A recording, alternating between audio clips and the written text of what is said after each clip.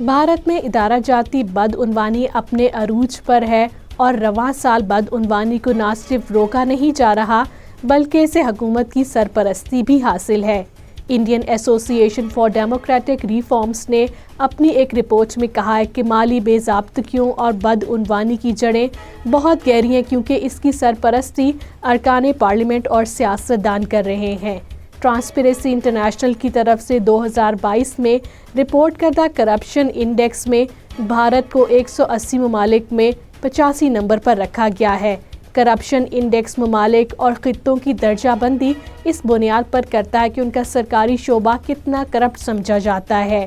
T C پی آئی نے 2021 میں اپنی رپورٹ میں صحافیوں اور سماجی کارکنوں کو لاحق خطرات کو اجاگر کیا جو پولیس، عسکریت پسندوں، جرائم پیشہ گروہوں، بدعنوان اہلکاروں کے حملوں کا شکار ہوئے۔ رپورٹ میں کہا گیا ہے کہ حکومت کے خلاف بولنے والی سول سوسائٹی کی تنظیموں کو سیکیورٹی، بغاوت، نفرت انگیز تقاریر اور توہین عدالت کے الزامات اور غیر ملکی فنڈنگ کے ضوابط کے نام پر نشانہ بنایا گیا ہے۔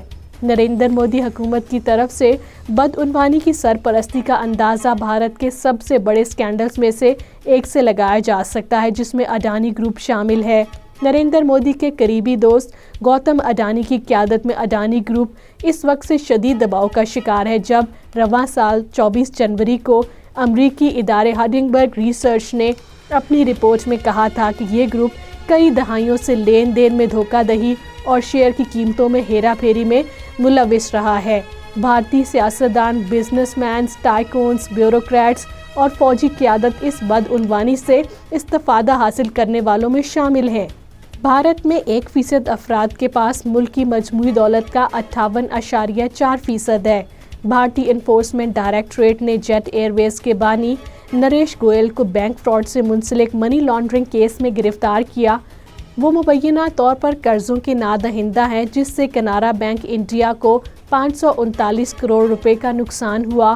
2023 میں بھارتی معاشرے میں بدعنوانی اور معاشی تفریق کے بڑھتے ہوئے رجحان کو مختلف بین الاقوامی اور ملکی رپورٹس میں مسلسل اجاگر کیا گیا جس میں Oxfam report 2023، Hindenburg report 2023، corruption index, crony capitalism index اور اکنامک فریڈم انڈیکس شامل ہیں۔